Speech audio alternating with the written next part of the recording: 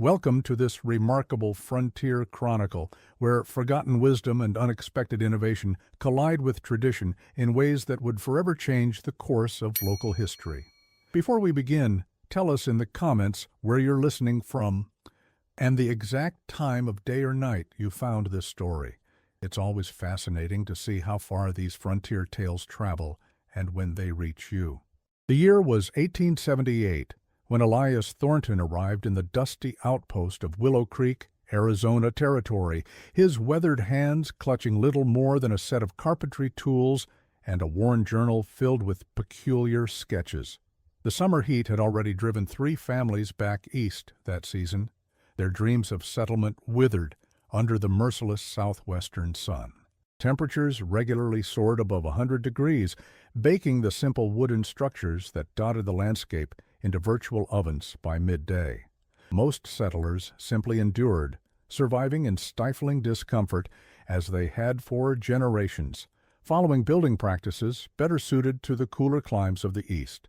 The coach that delivered Thornton to Willow Creek had departed quickly, the driver eager to escape the suffocating heat of midday. "Wouldn't stay in this hellhole if you paid me double," the man had muttered, as Thornton collected his trunk. "Town'll be empty by August anyhow." Such pessimism was common among visitors to the southwestern territories during summer months, yet settlements persisted despite the harsh conditions, populated by those too stubborn, too poor, or too committed to their frontier dreams to abandon them.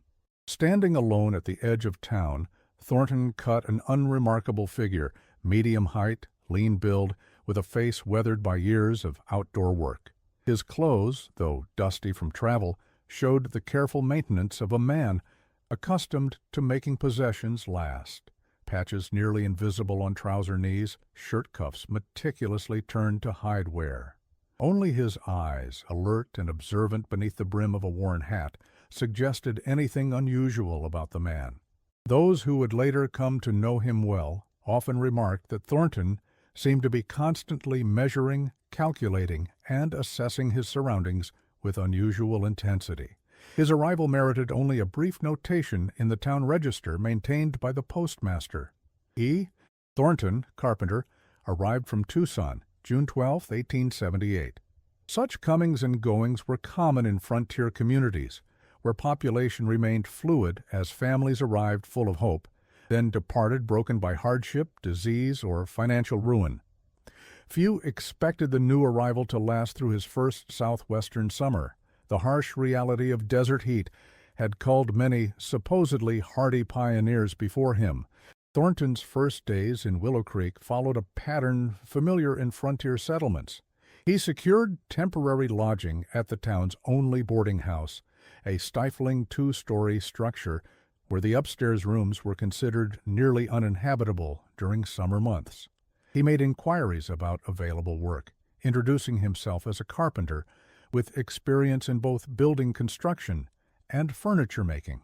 He visited the general store to assess the availability of tools and materials, and he walked the perimeter of the settlement repeatedly, studying the landscape with an intensity that prompted some residents to wonder if he might be a land speculator or government surveyor rather than a simple tradesman. "Strange fellow, that new carpenter," remarked Eliza Bradford, the boarding house proprietor, to her regular breakfast patrons on Thornton's 3rd day in town. "Hardly sleeps, from what I can tell. Heard him pacing his room past midnight. Then he was gone before sunrise. Left his window wide open, too, letting in all manner of dust.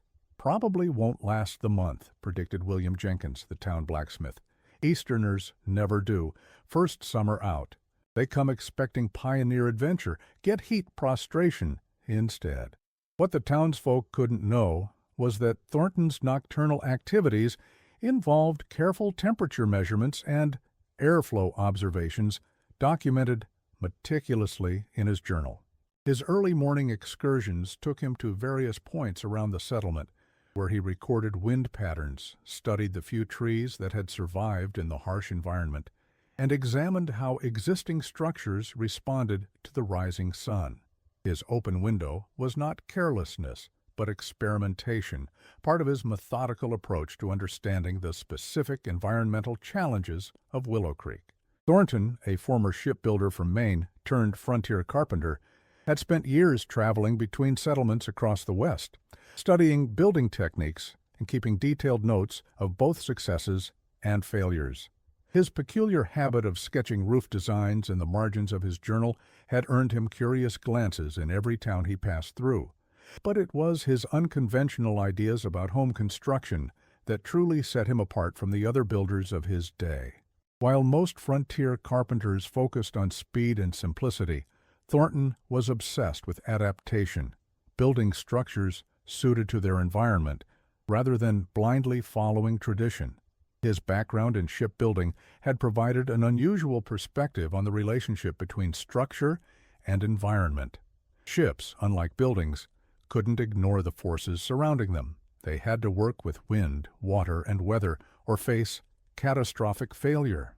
This fundamental principle, so obvious in maritime construction, seemed strangely absent in frontier architecture, where Eastern building traditions were replicated with minimal adjustment, regardless of dramatically different climate conditions. His journal, later preserved in the territorial archives, revealed a mind constantly searching for solutions to environmental challenges. One entry from 1873, made during his time in New Mexico Territory, read, "Observed adobe structure near Santa Fe today. Interior remarkably cool despite exterior heat. Walls 18 inches thick. Heat absorbed during day, released slowly at night. Principle could be adapted to wood construction with proper insulation and air circulation." Another passage, dated 1875, and written during a visit to a Hopi settlement, noted, "Roofs designed to collect water during rare rains, channel it for storage. Could similar design serve dual purpose, water collection and heat deflection? Must experiment with scaled model." Accompanying sketches showed rough drafts of what would eventually become his signature roof design. The journal chronicled his gradual development of a comprehensive approach to heat management in wooden structures, combining elements from diverse traditions with his own innovations. Native American techniques, Spanish colonial practices, and even certain principles of ship ventilation merged in his thinking, all filtered through the practical constraints of frontier construction. Unlike academic theorists, Thornton's ideas were continuously tested against real-world conditions and refined based on observable results. By the time he arrived in Willow Creek, Thornton had developed a coherent system for heat-adaptive construction, but had never implemented it in its complete form. Previous positions had allowed him to incorporate individual elements: improved ventilation in a Colorado schoolhouse, strategic shading for a Wyoming ranch house. But employers had balked at his more ambitious proposals, preferring familiar methods despite their evident shortcomings. Willow Creek, with its particularly challenging climate and his own accumulated savings, presented the opportunity to finally build according to his complete vision. Within days of his arrival, Thornton purchased a small plot at the edge of town, just beyond the skeptical gaze of established residents. The location was notable for its exposure to the relentless afternoon sun, a parcel previously avoided by more seasoned settlers. Town records indicate he paid $35 for the land, a modest sum even by frontier standards, reflecting its undesirable characteristics. Using his savings from previous jobs, he ordered lumber from the town sawmill and began constructing what would become known throughout the territory as Thornton's Folly. The local sawmill owner, Jeremiah Blackwood, recalled Thornton's unusual specificity about his lumber requirements. "Most folk just ask for standard boards, maybe specify pine or oak," Blackwood later told the territorial newspaper. "This fellow brought drawings, wanted exact measurements, asked about wood density and resin content like he was building a ship instead of a cabin. Had me recutting pieces 3-4 times to get what he wanted." Blackwood's records, preserved alongside the town's commercial ledgers, show that Thornton purchased a variety of lumber types, predominantly pine, but with specific quantities of cedar and oak for particular applications. The order was significantly more diverse than typical cabin construction, which generally relied on whatever wood was most readily available. More unusual was his request for thin sheets of beaten copper, a material rarely used in residential construction due to its cost and limited availability in frontier regions. The foundation and walls rose conventionally enough, though observers noted his unusual attention to the alignment of the structure and the slightly thicker than normal walls. Unlike most settlers, who oriented their homes according to property lines or street frontage, Thornton positioned his cabin precisely along east-west axis, a decision that puzzled neighbors until they later understood its relationship to sun exposure and prevailing winds. The foundation itself incorporated several innovations invisible to casual inspection. Instead of the simple perimeter support typical of frontier cabins, Thornton constructed a more complex system that included a central cooling channel, essentially a narrow basement, accessible through a small trapdoor in the floor. This channel, lined with stone collected from a nearby creek bed, would later serve as a critical component of the cabin's passive cooling system, providing thermal mass that maintained stable temperatures despite exterior fluctuations. The walls themselves contained an innovation hidden from casual observation. Between the outer and inner layers of wooden planking, Thornton installed a layer of tightly packed desert shrubs and clay, creating an insulating barrier that would slow heat transfer. This technique, adapted from traditional methods he had observed during his travels, represented a calculated compromise between the superior insulation properties of adobe and the cultural familiarity of wooden construction. The additional thickness required more lumber than conventional construction, but created a thermal buffer that would prove crucial to the structure's performance. "Never seen walls built that way," commented Jacob Miller, a local carpenter who had stopped by the construction site out of professional curiosity. "Wasting good boards on empty space. Man's building for Minnesota winter, not Arizona summer." Miller's criticism reflected the conventional wisdom of frontier construction, which prioritized material efficiency and speed over thermal performance. With lumber often in limited supply and construction typically performed during temperate seasons, considerations of summer habitability rarely influenced building design. The resulting structures, while adequate for immediate shelter needs, created seasonal hardships that residents simply accepted as inevitable aspects of frontier life. It was when he began constructing the roof that whispers turned to open mockery. Instead of building a standard gable or simple pitched roof, Thornton designed what appeared to be an inverted structure, what some described as a roof turned inside out. The main section sloped inward rather than outward, creating a shallow concave depression in the center. Around the perimeter, he built a slightly raised lip that extended beyond the walls by nearly 3 feet on all sides, creating an exaggerated overhang. Between the main roof and this outer rim, he left a gap of several inches. The roof's appearance was so unusual that it drew spectators who watched the construction with a mixture of amusement and concern. Townspeople were particularly fascinated, dubbing the structure the upside-down house and spreading rumors about what peculiar notions the newcomer might harbor. "It'll collapse with the first rain," predicted Samuel Whitman, owner of the general store and self-appointed authority on proper building techniques. "The weight of water will pool in the middle and break right through. I've built 17 structures in 3 territories, and I've never seen such foolishness." "Or catch the wind like a sail and blow clean away," added Jacob Miller, who had built his own cabin using the same rectangular design with standard pitched roof that had served frontier families for generations. Miller's critique carried particular weight in the community, as his experience as a carpenter predated the establishment of Willow Creek itself. A roof needs to shed water and snow, not collect it. Man's building backwards. Even the town's women, generally more reserved in their public judgments, exchanged concerned glances as they passed the construction site. Martha Jenkins, wife of the town blacksmith, summarized the general sentiment when she remarked to her husband over dinner, "Poor man will bake alive in that contraption. Such a waste of good lumber."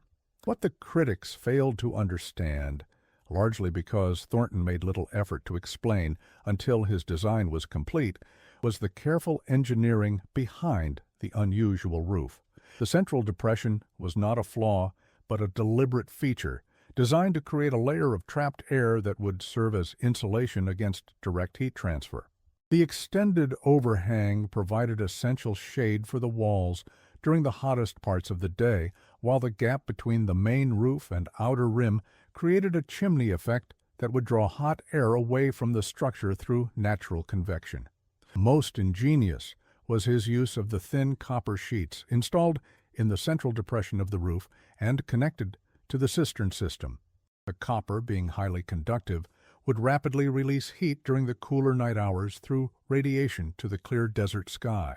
In the morning, water from the cistern would circulate across the copper surface, cooling it further before being collected and stored for use in the internal cooling system during the day. This technique, inspired by traditional practices Thornton had observed in desert communities but refined through his own experimentation, created a regenerative cooling cycle that required no mechanical energy.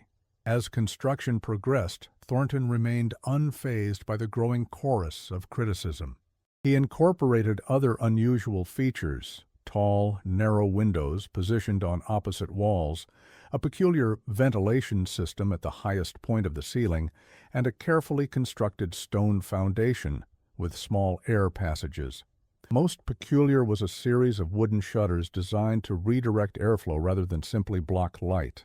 By the standards of Willow Creek's conventional wisdom, the entire structure was an exercise in foolishness, too complex, too unusual, and certainly too expensive in both time and materials for a frontier dwelling. The windows themselves represented a significant departure from typical frontier design. Rather than the square or moderately rectangular openings common to most cabins, Thornton installed narrow, tall windows that began near the floor and extended almost to the ceiling. More unusually, these windows were positioned directly across from each other on opposite walls, a configuration that seemed to violate the basic principle of minimizing openings to maintain structural integrity. "Man doesn't understand basic construction," Miller commented to a group gathered at Whitman's store. "Every opening weakens the wall. Put too many windows in the wrong places, whole thing could collapse in a strong wind." What the observers failed to recognize was the deliberate nature of Thornton's design choices. The tall windows were positioned to take advantage of temperature differentials that create natural air movement. Cool air, being denser, would enter through the lower portions of the windows on the north side, while warmer air would exit through the upper portions of the south-facing windows, creating a constant circulation without mechanical assistance. The peculiar shutters, which could be adjusted to direct airflow upward or downward, enhanced this effect by creating pressure differentials that accelerated air movement during periods of limited natural breeze. The interior layout likewise reflected careful consideration of heat management principles. Unlike conventional cabins, which typically featured a central fireplace that doubled as cooking area and winter heating, Thornton designed a separated cooking alcove with its own ventilation system that could isolate food preparation heat from the main living area. Storage areas were positioned along the walls, receiving the most direct sunlight, creating additional buffer zones between the exterior heat and interior living space. By late autumn, as Willow Creek prepared for the milder winter season, construction was complete. The finished structure presented a strange silhouette against the landscape, functional but decidedly unconventional, with its inverted roof, extended overhangs, and unusually positioned windows. Final touches included a stone-lined cooling pit beneath the floor and a simple but ingenious system for directing occasional rainwater from the central roof depression into storage containers. The town's reaction was a mixture of derision and pity. Few expected the structure to survive its first major weather event, whether the brief but intense summer thunderstorms or the occasional winter freezes. Even those who respected Thornton's evident craftsmanship questioned his judgment. The general consensus held that the new arrival would either abandon his peculiar dwelling when summer arrived or be forced to rebuild along more conventional lines. "Seems a shame," remarked Dr. James Caldwell, one of the few residents who withheld outright criticism. "The man obviously has skill. Could have built himself something proper with the same effort." "Pride," diagnosed Whitman sagely. "Some men can't accept good advice. Have to learn the hard way." Thornton himself offered little defense against the criticism, responding to direct questions with brief technical explanations that did little to reassure his skeptical neighbors. His reticence was not born of insecurity, but rather of a pragmatic belief that results would speak more convincingly than any argument he might offer. He spent the winter months making final adjustments to his home, installing the small cistern that collected rainwater from the unusual roof design, and rigging an elaborate system of cords that could open and close various vents and shutters from inside the house. The winter of 1878-1879 passed with the typical rhythm of frontier life. Community activities moved indoors, with social gatherings rotating between homes large enough to accommodate group events. Thornton, though invited to these functions out of frontier hospitality, remained somewhat peripheral to community life, respected for his evident skill as a craftsman, but regarded with the mild suspicion often directed toward those who deviate from established norms. He found steady work repairing furniture, constructing shelving for the general store, and undertaking other small carpentry projects that demonstrated his technical proficiency, while avoiding direct competition with established builders like Miller. The interior of his cabin, which few residents had occasion to visit during these months, continued to evolve as he refined his systems based on observed performance. Journal entries from this period detail minor adjustments to ventilation channels, experimental treatments of interior surfaces to enhance reflectivity, and ongoing development of the water circulation system that would prove crucial during summer months. Unlike many settlers who viewed winter as merely a respite from summer heat, Thornton approached it as a crucial preparation period, using the cooler months to optimize systems that would be tested when temperatures rose. The spring of 1879 arrived with its customary promise of the scorching summer to follow. Residents of Willow Creek prepared as they always had, sealing cracks to keep out dust, installing canvas awnings over windows, and accepting that the coming months would bring the familiar ritual of sweltering days and restless nights. Thornton, meanwhile, made final adjustments to his home, testing and refining the ventilation systems as temperatures gradually increased. May passed without exceptional heat, allowing the community to maintain its skeptical but generally uninterested stance toward Thornton's folly. The newcomer kept largely to himself, taking odd carpentry jobs around town, but volunteering little about his unusual home. Those who employed him noted his exceptional skill and attention to detail, qualities that earned him a measure of professional respect, despite the persistent doubts about his architectural judgment.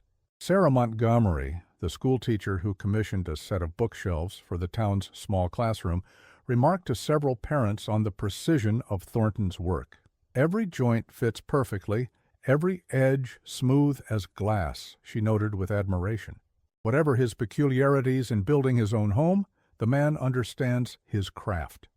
Similar observations came from other clients, gradually establishing Thornton's reputation as a master craftsman whose services were worth their premium price despite his perceived eccentricity. This professional respect, however, did little to alter the prevailing opinion of his residential design. As summer approached, speculation about the probable failure of Thornton's folly resumed with renewed interest, with several residents making informal wagers on what specific aspect would fail first. When June arrived with its relentless heat, the typical pattern of frontier life adjusted accordingly. Work began earlier, slowed or stopped entirely during the hottest hours, and resumed in the relative cool of evening. Families moved sleeping arrangements outdoors when possible, seeking relief that seldom came. Water consumption increased dramatically, taxing the town's limited supply. Inside conventional cabins, temperatures routinely exceeded the already oppressive outdoor conditions, creating stifling environments that tested the resolve of even the hardiest settlers. The Jenkins family, whose home stood nearest to Thornton's property, maintained a crude thermometer acquired during a trip to Tucson. Daily readings taken inside their cabin during mid-afternoon consistently showed temperatures between 100 and 110 degrees Fahrenheit, numbers that corresponded with the general misery of the population. Like most residents, they adapted by spending the hottest hours in whatever shade could be found outdoors, where at least some air movement provided minimal relief. Hotterin last year became the common greeting between residents, a shared acknowledgement of collective suffering that required no further elaboration. Water became the primary concern, with consumption for personal cooling competing with essential needs for drinking and cooking. The town well adequate for normal usage required increasingly frequent maintenance as the water table dropped and demand increased. It was during the first major heat wave of the season that people began to notice something unusual about Thornton's property. While residents gathered on porches seeking any hint of a breeze, Thornton seemed strangely comfortable, going about his daily tasks with unexpected vigor. More telling was the behavior of local dogs, which had taken to congregating in the shade beneath his extended roof overhangs. When Margaret Caldwell, wife of the town doctor, delivered a neighborly basket of preserves one particularly brutal afternoon, she returned to her husband with puzzling news. "It was cool inside, James," she reported with evident confusion. "Not just tolerable, genuinely cool, like stepping into the root cellar behind the mercantile." "Impossible," her husband replied dismissively. "Heat rises, can't be cooler inside than out unless the man's lined his walls with ice." "I know what I felt," Margaret insisted, "and I saw something else strange. He's got water flowing through wooden troughs under the floorboards somehow. Not enough to see, really, but enough that you can hear it if you listen carefully. And the air smells different, clean and a bit damp, like after a rain." Dr. Caldwell, a man of scientific inclination despite his frontier practice, found his wife's description intriguing enough to overcome his professional skepticism. "Did he explain how it works?" he inquired. "Tried to," Margaret admitted, "but it was all very technical. Convection this, evaporation that. Said something about the roof collecting nighttime coolness and releasing it slowly during the day. Honestly, James, I was so surprised by how pleasant it felt that I didn't follow half of what he said." Initially dismissed as exaggeration, Margaret's observation gained credibility when Dr. Caldwell himself visited Thornton's cabin to treat a minor injury, a cut sustained while Thornton was crafting a set of chairs for the town's small schoolhouse. The doctor's subsequent description of the interior environment during the peak heat of the day, like stepping into a root cellar, sparked both skepticism and curiosity throughout Willow Creek. "Probably just got lucky with the spot he built on," suggested Miller. "Some places catch a breeze better than others. Nothing to do with that backwards roof of his. Or he's keeping his doors and windows shut tight," offered Whitman. "Feels cooler at first that way, but gets stuff and unhealthy after a while. Not a real solution." The skepticism might have persisted indefinitely had circumstances not forced a more direct confrontation with the evidence. The turning point came in mid-July when a particularly severe heat wave descended on the territory.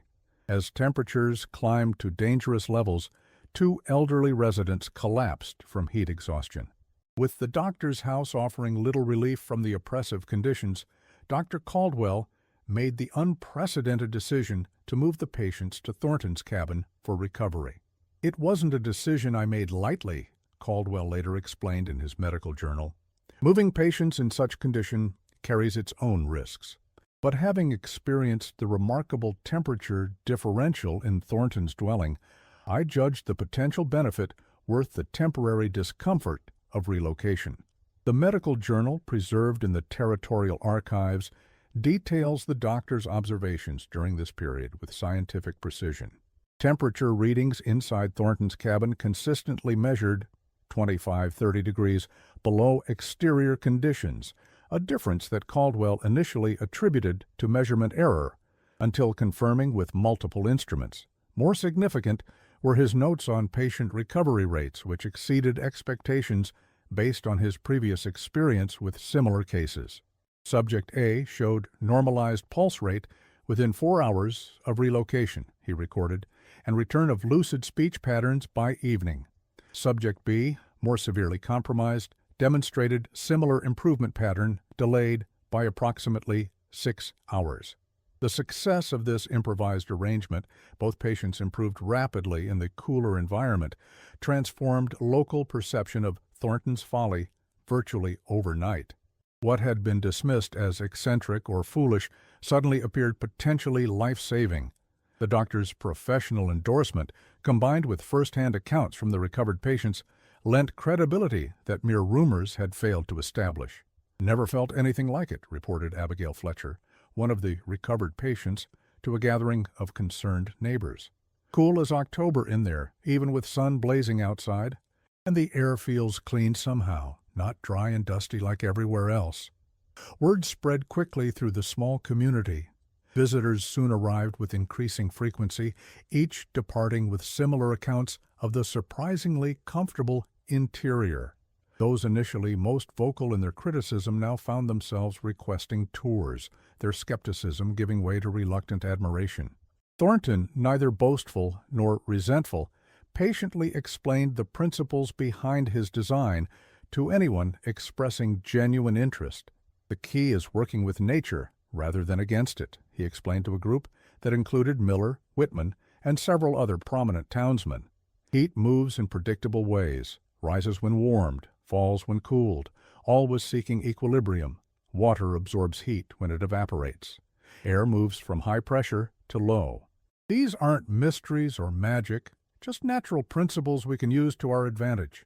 The inverted roof, it turned out, was not merely an aesthetic oddity, but a carefully engineered system for passive cooling. The concave design created a pocket of shade that prevented direct sunlight from heating the roof surface, while the gap between the center and outer rim allowed hot air to escape through convection. The extended overhang shaded the walls from direct sun exposure throughout most of the day, significantly reducing heat transfer to the interior. The tall, narrow windows, strategically placed to capture prevailing breezes, created a natural ventilation system that drew cool air in at ground level while expelling hot air through ceiling vents. Most ingenious was Thornton's use of the cistern water, which he directed through a simple system of wooden channels beneath the floor. As water evaporated from these channels, it cooled the air above, a technique he had observed during his travels through desert settlements in the Southwest and noted in his journal years before. The copper sheets installed in the roof's central depression served a dual purpose, radiating accumulated heat during night hours and cooling the circulating water during the day. The native peoples of these territories managed heat for centuries before European arrival, Thornton explained, showing pages from his journal where he had sketched traditional building techniques observed during his travels. The Pueblo peoples built thick-walled structures with small openings that limited heat gain. The Tohono O'odham constructed ramadas, open-sided shade-providing structures that captured breezes while blocking the sun. We've ignored this knowledge at our own expense, insisting on building as if we were still in Pennsylvania or Kentucky. His description of the complete system revealed integration of traditional knowledge from multiple cultures, refined through scientific understanding, and adapted to available materials.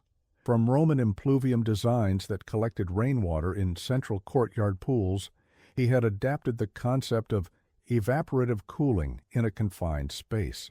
From Arabic wind-catching towers, malkaf, he borrowed principles of directional ventilation. From shipbuilding, he applied concepts of structured air movement through confined spaces. Each element represented adaptation rather than invention, combining established principles in novel ways suited to specific local conditions. The townsmen's reactions ranged from grudging interest to genuine fascination. Miller, examining the roof construction with professional scrutiny, acknowledged the soundness of the engineering principles involved. "Never would have thought to build it this way," he admitted, but I can see how it holds together now. Clever use of cross-bracing to distribute the weight. Whitman, more concerned with practical outcomes than technical details, focused on the potential implications. "How much did all this cost compared to a regular cabin?" he inquired, already calculating potential modifications to his own living quarters above the store. "Initial construction costs were approximately 20% higher," Thornton replied, "but the returns begin immediately. Better health, higher productivity during hot months, reduced water consumption for cooling purposes. I consider it an investment rather than an expense." This framing of increased construction costs as investment rather than mere expense represented a significant conceptual shift for frontier builders accustomed to minimizing initial expenditure. The economic logic of frontier construction had always favored expedience: get basic shelter established quickly, then improve gradually as resources permitted. Thornton's approach suggested an alternative calculation: invest more initially in adaptive design to reduce ongoing costs, both financial and physical, of living in a hostile environment. "It's nothing revolutionary," Thornton explained to an increasingly receptive audience. "Just old knowledge applied with purpose. The Pueblo peoples built this way for centuries. Even the ancient Romans understood these principles. We just forgot to adapt as we moved west."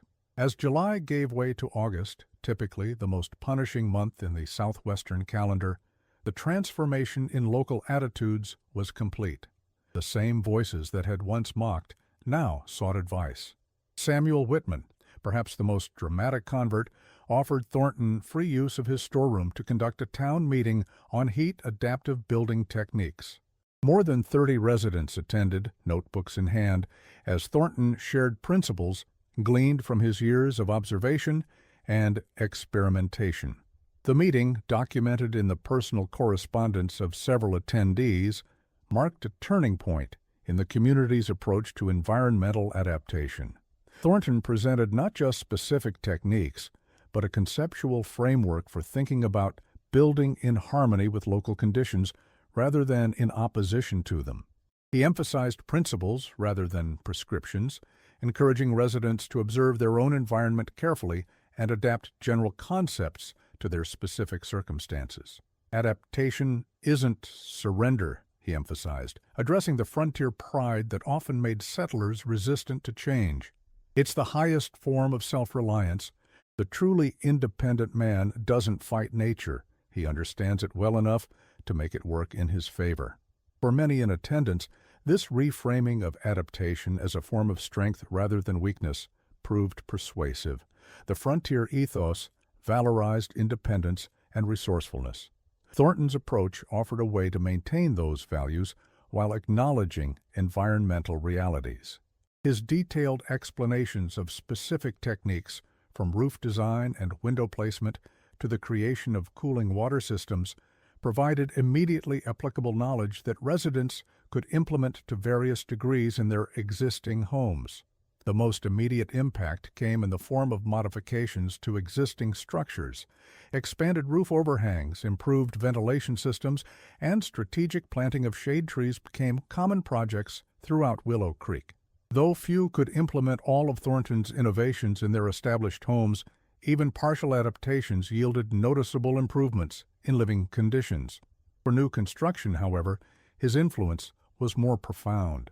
When fire destroyed the Miller's cabin in early September, Jacob Miller, once among Thornton's most vocal critics, hired him as a consultant for the rebuilding effort. The resulting structure, while less ambitious than Thornton's original design, incorporated many of the same principles: strategic orientation, enhanced insulation, carefully positioned windows, and a modified version of the inverted roof that maintained the cooling benefits while appearing somewhat less radical to the untrained eye. "Never thought I'd be taking design advice from a newcomer," Miller confessed to Whitman as construction progressed. "But the man knows what he's talking about. 20 years I've been sweating through summers telling myself that's just how it is out here. Turns out there were better ways all along." The Miller home became a visible demonstration of how traditional building techniques could be modified without complete reinvention. The compromises involved maintaining a more conventional appearance while incorporating functional innovations made the approach seem more accessible to other residents considering new construction. By balancing familiar forms with improved function, Miller's rebuilt home bridged the gap between Thornton's radical design and conventional frontier architecture.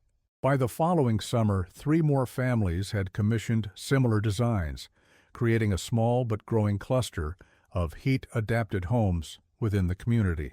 The visual distinctiveness of these structures, particularly the characteristic roof design, became a kind of unofficial signature of Willow Creek's evolving architectural identity.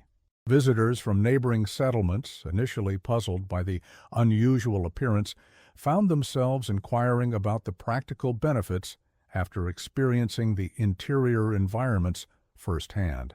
The documentary record of this period, preserved in personal letters and commercial transactions, shows a community gradually reorienting its relationship to the environment. Orders for lumber increasingly specified materials suited to particular applications rather than merely the cheapest available option. Window glass, previously considered a luxury in many frontier homes, became a higher priority as residents recognized its role in controlled ventilation. Local merchants, responding to shifting demand, began stocking items related to heat management, specialized fabrics for shade structures, tools for precise fitting of shutters and vents, materials for water cooling systems. More subtle was the shift in community rhythms that accompanied these architectural adaptations. As homes became more habitable during daylight hours, the practice of conducting business primarily during early morning and late evening gradually relaxed.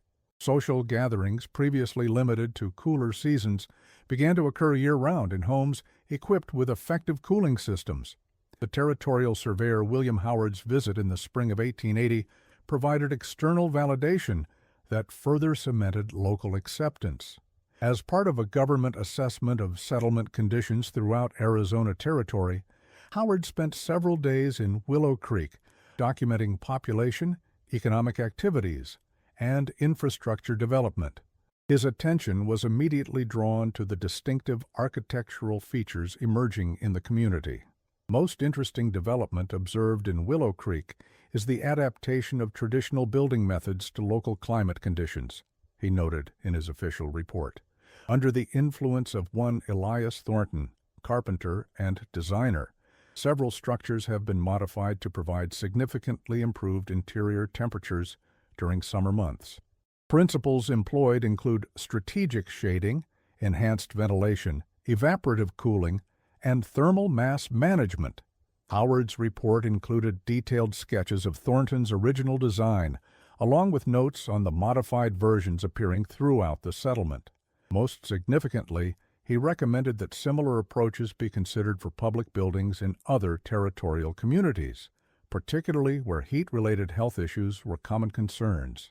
While initial construction costs exceed standard methods by an estimated 15–25%, Howard wrote, reduced operating expenses and improved functionality suggest overall economic benefit, particularly in areas experiencing temperature extremes. Recommend further study for potential application to territorial administration buildings, military outposts, and other facilities.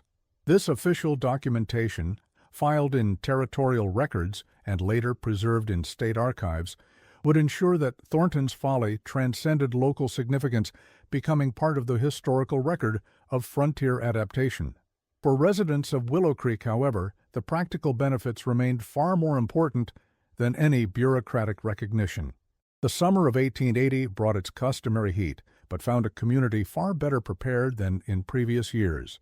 In addition to the structural modifications implemented throughout town, residents had adopted behavioral adaptations suggested by Thornton: strategic opening and closing of windows to maximize cooling airflow, use of wet fabric coverings to enhance evaporative cooling, and rescheduling of activities to align with natural temperature patterns. The cumulative effect was a measurable improvement in quality of life during what had historically been the most difficult season. Heat-related illnesses declined significantly, as documented in Dr. Caldwell's medical records.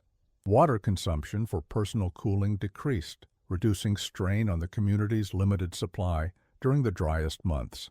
Perhaps most tellingly, no families departed Willow Creek during the summer of 1880, the first time in the settlement's history that the season had not driven at least one household to abandon their frontier ambitions. The transformation was particularly evident in community gatherings, which continued through the summer with little interruption. The traditional practice of gathering outdoors during evening hours expanded to include daytime events in the newly comfortable indoor spaces. Church services, previously shortened during hot months due to the stifling conditions inside the small wooden structure, returned to normal duration. Perhaps the most telling testament to Thornton's vindication came from an unexpected quarter.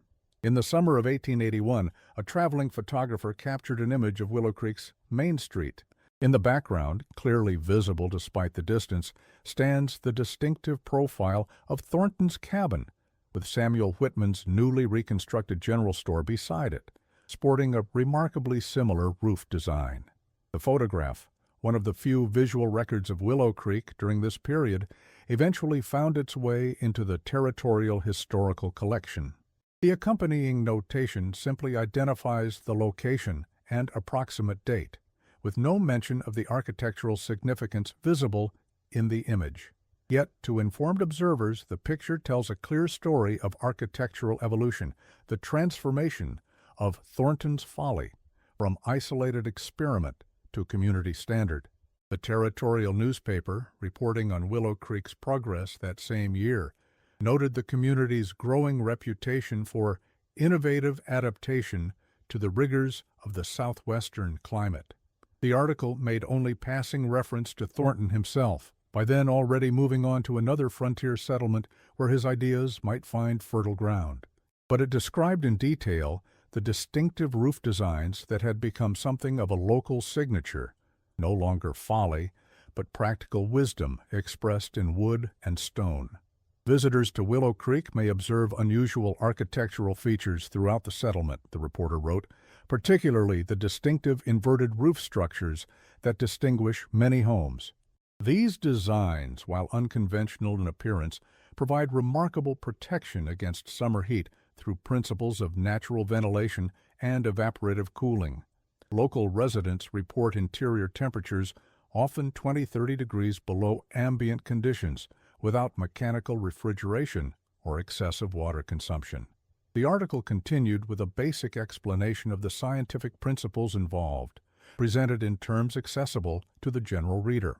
Most significantly, it framed the innovations not as exotic novelties, but as practical solutions to common challenges throughout the territory, a framing that would help facilitate wider adoption of similar techniques beyond Willow Creek itself.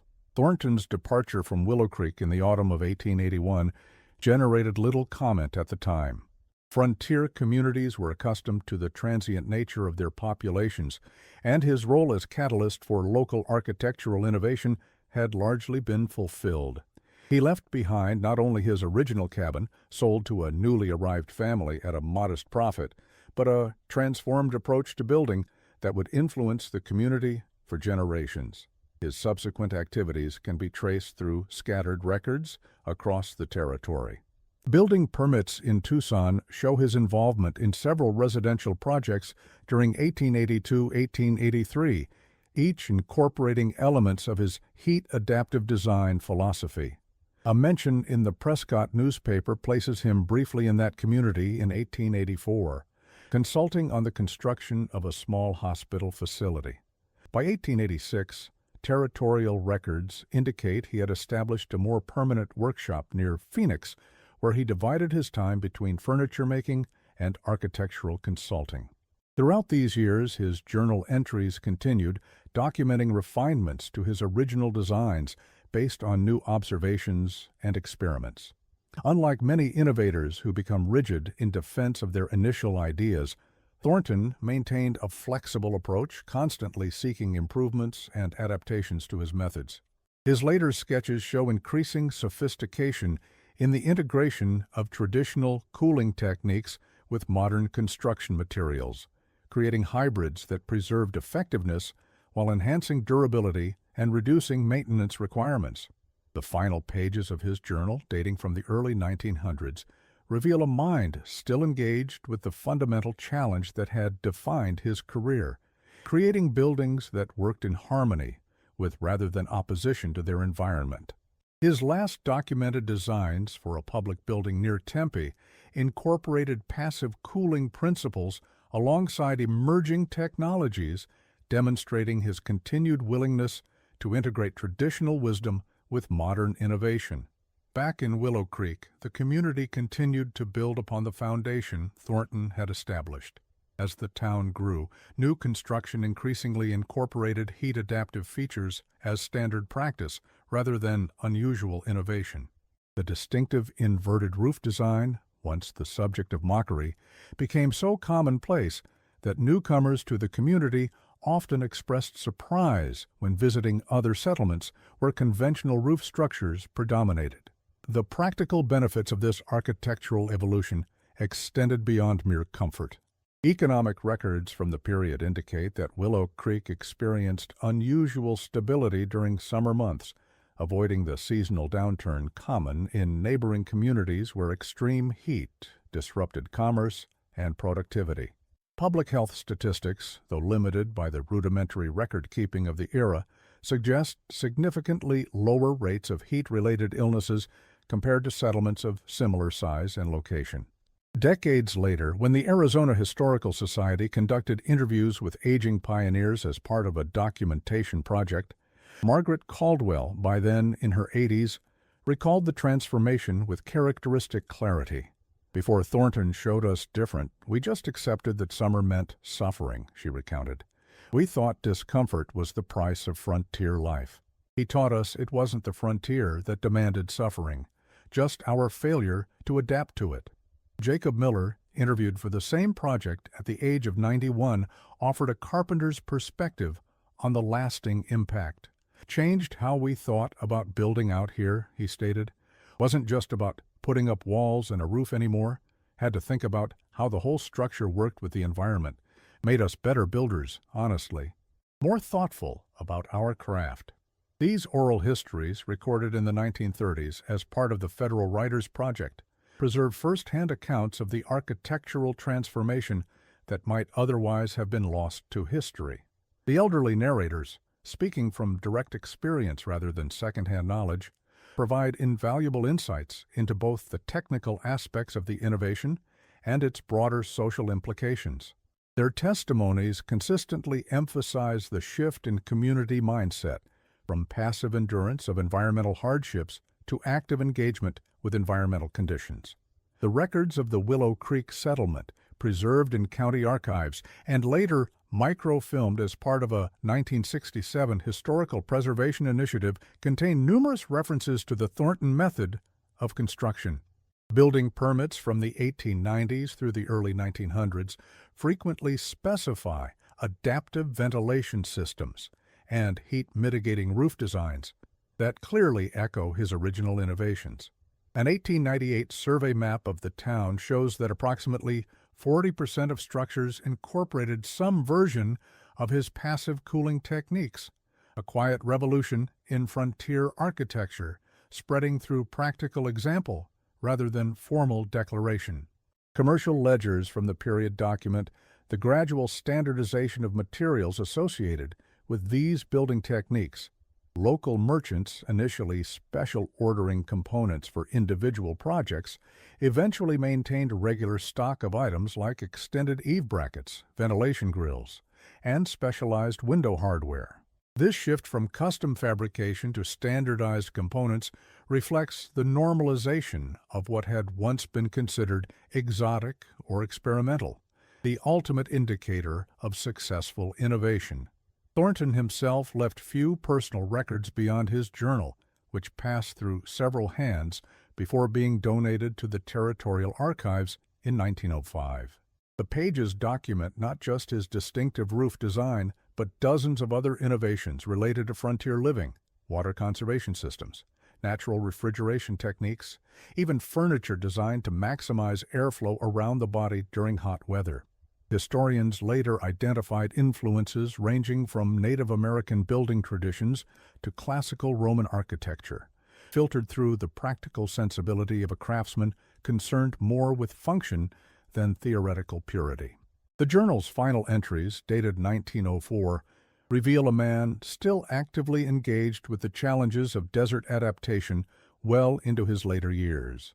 His last documented project was a small public building near Tempe, designed to maintain comfortable temperatures without mechanical cooling even when occupied by dozens of people. Newspaper accounts of the completed structure noted its effectiveness, with interior temperatures reportedly remaining 15–20 degrees below ambient conditions even during the hottest periods. Records at the Territorial Census Office contain Thornton's death certificate, filed in Phoenix in 1907. The cause listed is simply natural causes, with his age given as 74 years.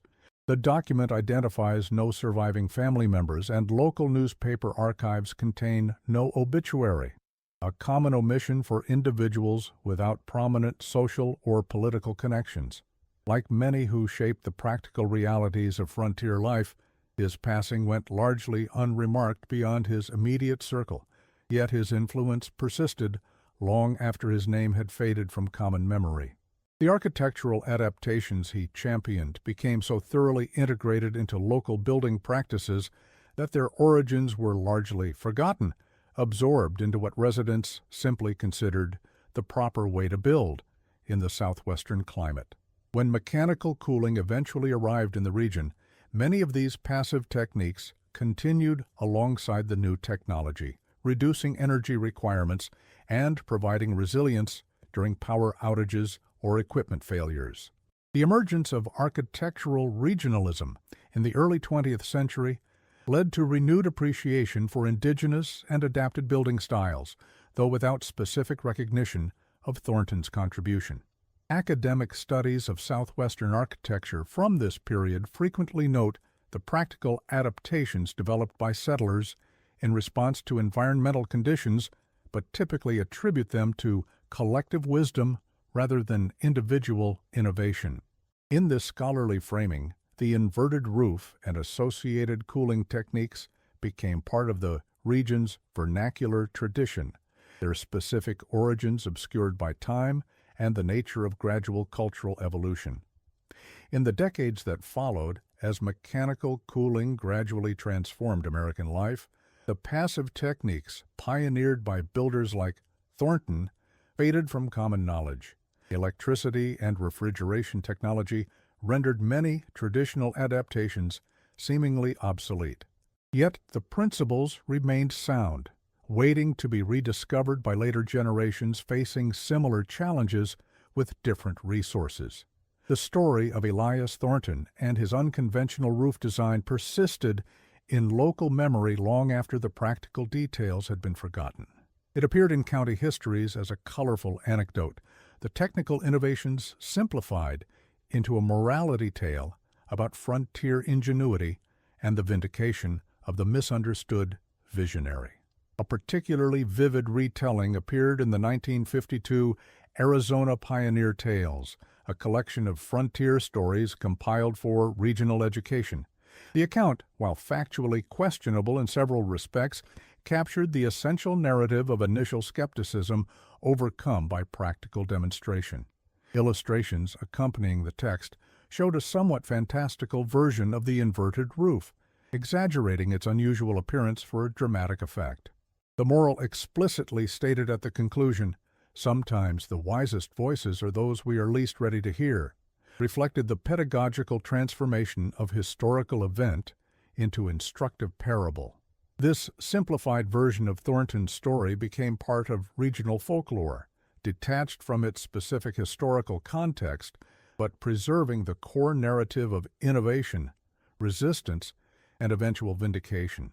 The upside-down roof entered local lexicon as a metaphor for unconventional ideas that proved their worth despite initial skepticism, a linguistic artifact preserving the essence, if not the details, of the historical events. When severe drought and record-breaking heat waves struck the Southwest in the early 1960s, a researcher at the State University stumbled across Thornton's journal while investigating historical responses to extreme climate conditions. The resulting paper, published in a regional architectural journal in 1964, sparked renewed interest in passive cooling techniques among a small circle of architects and environmental designers. Several experimental structures incorporating modernized versions of Thornton's principles were built in the following decades, though primarily as academic exercises rather than practical housing solutions. The article, titled "Frontier Adaptation: Passive Cooling Techniques in Territorial Arizona," placed Thornton's innovations in historical context while highlighting their continued relevance to contemporary challenges. The author, architectural historian Eleanor Martinez, argued that the principles demonstrated in Thornton's designs offered valuable insights for modern builders facing similar environmental constraints with different technological resources. Her detailed analysis of the physical properties involved, heat transfer rates, evaporative cooling efficiency, convection patterns, translated traditional wisdom into the technical language of modern architecture. What Thornton understood intuitively, we can now explain scientifically, Martinez wrote, but the fundamental principles remain unchanged. Heat still moves from warm areas to cool ones. Water still absorbs heat when it evaporates. Air still flows from high pressure to low. The challenge for contemporary architects is not to replace these natural processes with mechanical ones, but to design structures that work with them more effectively using modern materials and construction techniques. The article included reconstructed drawings based on Thornton's journal sketches, updated with contemporary architectural notation, and supplemented with thermal analysis using modern scientific methods. This translation of historical practice into current technical framework helped bridge the gap between frontier ingenuity and professional architecture, lending academic credibility to what might otherwise have been dismissed as folk wisdom. Despite this scholarly recognition, practical application remained limited during the energy-abundant decades of the mid-20th century. The availability of inexpensive electricity made mechanical cooling seem more cost-effective than the labor-intensive construction methods required for effective passive systems. The standardization of building materials and methods, driven by post-war housing booms, further discouraged regional adaptation in favor of universal approaches that could be implemented quickly and consistently regardless of local conditions. It wasn't until the energy crisis of the 1970s, followed by growing environmental awareness in subsequent decades, that the true significance of Thornton's approach began to receive broader recognition.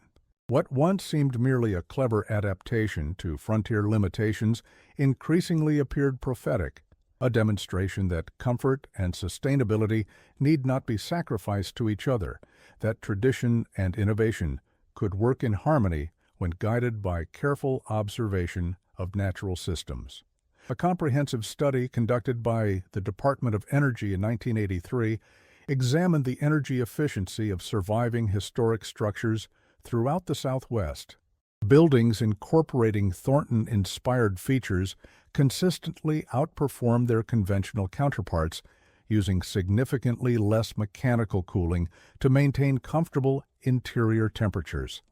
The study's authors noted that many of these passive systems continued functioning effectively after a century or more, requiring minimal maintenance while providing substantial ongoing benefits. While modern materials and construction methods offer advantages unavailable to frontier builders, the principles of passive cooling demonstrated in these historical structures remain valid and potentially valuable components of energy-efficient building design. Architectural historians, reviewing Thornton's work through the lens of modern sustainable design principles, identified him as an important early practitioner of what would later be termed climatic design, the thoughtful adaptation of building methods to specific environmental conditions. These findings suggest that historical adaptation strategies merit serious consideration in contemporary design, the report concluded. His integration of traditional wisdom with frontier pragmatism represented a path not taken in mainstream American architecture, which largely embraced standardization and technological solutions over regional adaptation. A 1995 retrospective in the Journal of Architectural History positioned Thornton within a broader tradition of vernacular innovation, noting, while professional architects of the period pursued increasingly standardized approaches based on academic traditions, builders like Thornton were developing site-specific solutions grounded in careful observation of local conditions. These parallel traditions, one formally recognized but increasingly detached from environmental context, the other informal but intimately connected to specific places, represent alternative paths in American architectural development. This academic reassessment coincided with growing practical interest in passive cooling techniques as components of sustainable building design. Architectural firms specializing in environmentally responsive construction began incorporating elements reminiscent of Thornton's approach: strategic shading, natural ventilation systems, evaporative cooling, thermal mass management, into contemporary designs. Though using modern materials and construction methods, these buildings demonstrated the continuing validity of principles first applied in frontier adaptations a century earlier. Today, as communities throughout the Southwest face intensifying heat and growing concerns about energy consumption, the lessons of Willow Creek's reluctant architectural revolution seem increasingly relevant. Modern homes incorporating passive cooling systems, strategic shading, and natural ventilation eco-principles that Thornton sketched in his journal nearly a century and a half ago. The specialized terminology has changed. We now speak of thermal mass, convective cooling, and sustainable design, but the fundamental insights remain consistent. Build with, rather than against the environment, learn from traditional wisdom, and value adaptation over rigid convention. Architectural tours of historic districts in Phoenix, Tucson, and other southwestern cities often include examples of these heat-adaptive building techniques, presenting them as indigenous wisdom rather than imported innovation. Few tour guides mention Thornton by name, but his influence remains embedded in the physical fabric of the region's built environment, in extended roof overhangs, strategically placed windows, and thoughtful orientation to prevailing winds. Contemporary architects specializing in sustainable design increasingly reference historical precedents like Thornton's work when explaining their approach to clients and colleagues. We're not inventing new principles, noted Phoenix-based architect Maria Rodriguez in a 2018 interview. We're rediscovering what worked before energy was cheap and mechanical cooling was universal. The physics hasn't changed, only our relationship to it. What Thornton understood and eventually taught his skeptical neighbors was that true preparedness means not just enduring difficult conditions, but transforming our relationship to them. The frontier demanded not just physical toughness, but mental flexibility, the willingness to question established practices when they no longer served their purpose.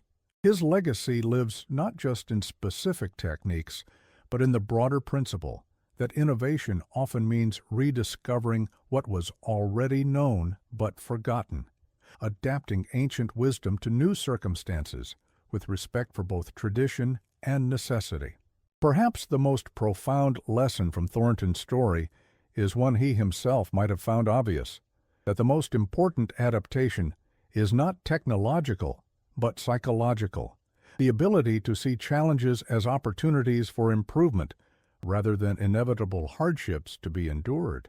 In this sense, the true frontier has always been a mental landscape as much as a physical one, defined not by geography, but by our willingness to venture beyond the boundaries of conventional thinking. A small bronze plaque installed in 1998 near the original site of Thornton's cabin as part of a historical recognition project bears a simple inscription that captures this enduring message. Elias Thornton, 1833–1907, builder, innovator, adapter. He taught us it wasn't the frontier that demanded suffering, just our failure to adapt to it. In an age of technological sophistication, there remains wisdom in the simplicity of Thornton's approach. Observe carefully, adapt thoughtfully, and remember that true progress means not just creating new solutions, but recognizing when old ones still have value. The frontier required this kind of practical wisdom from those who would survive its challenges. Our changing world demands no less from us today. As climate change intensifies the environmental challenges facing southwestern communities, the story of Willow Creek's architectural revolution offers both practical guidance and philosophical perspective. The specific techniques pioneered by Thornton and his contemporaries may require modification for contemporary materials and construction methods, but the underlying principles remain valid. Work with natural systems rather than against them. Prioritize passive solutions over energy-intensive alternatives, and value regional adaptation over standardized approaches.